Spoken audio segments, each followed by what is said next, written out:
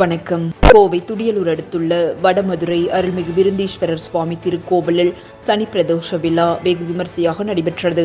இதில் புதியதாக அமைக்கப்பட்ட தேரில் கனக சபையில் இருந்து விருந்தீஸ்வரர் பட்டுடுத்தி விஸ்வநாயகி அம்மனுடன் அமர்ந்து பச்சை கொடி காட்டியவுடன் கோவிலை சுற்றி திருவீதி உலா வந்தார். மேலும் சனி பிரதோஷத்தை முன்னிட்டு இறைவனுக்கு எதிரே உள்ள நந்திக்கு அலங்கார பூஜைகள் செய்யப்பட்டன. பின்னர் அருள்மிகு விருந்தீஸ்வரருக்கு சிறப்பு பூஜைகள் நடத்தப்பட்டன. இதில் ஏராளமான பக்தர்கள் கலந்து கொண்டனர். தொடர்ந்து அனைவருக்கும் அன்னதானம் வழங்கப்பட்டது. அறங்காவலர் குழு தலைவர் முன்னாள் ஊராட்சி தலைவர் PV மணி திருவீதி உலாவை தொடங்கி வைத்து அன்னதானம் வழங்கினார். தொடர்ந்து அவர் கூறும்போது, வடமலை விருந்தீஸ்வரர் திருக்கோயிலில் சனி பிரதோஷமானது மிக சீரோடும் சிறப்போடும் நடைபெற்றுக் கொண்டிருக்கிறது.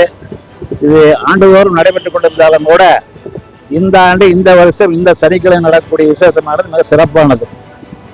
அது என்னவென்று சொல்ல வேண்டும் என்று சொன்னால், கடந்த 4-5 ஆண்டு காலமாக உள்ள விசேஷங்கள் செய்தாலும் கூட, பூஜை புஷ்பாரம் செய்தாலும் கூட வெளியிலே சாமி எடுத்து வருவதற்கு அனுமதி கிடைக்காமல் அது கொரோனா காலத்திலிருந்து நிறுத்தப்பட்டிருந்தது.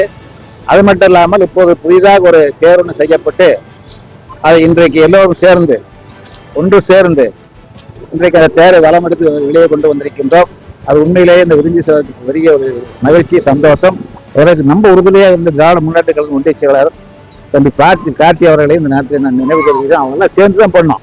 இந்த நிகழ்ச்சியின் போது மாவட்ட கவுன்சிலர் மற்றும் பெரியநாயக்கன்பாளையம் கிழக்கு ஒன்றிய செயலாளர் கார்த்திக், அறங்காவலர் குழு உறுப்பினர்கள் சுவாமிநாதன், விஜயலட்சுமி, பழனிசாமி, நிர்வாகிகள் சூர்யா, வெள்ளியங்கிரி, அசோகன், பிரதோஷ குழுவினர் டாக்டர் உமா, மல்லிகா, கலைச்செல்வி, முருகேசன், சரவணன், தம்புராஜ், செல்வகுமார், ரவிச்சந்திரன், மோகன், காளிதாஸ், அக்வாசப், கனகராஜ், சவுந்தரராஜன், சிவசங்கர், கோபால் உள்ளிட்டோர் உடனிருந்தனர்.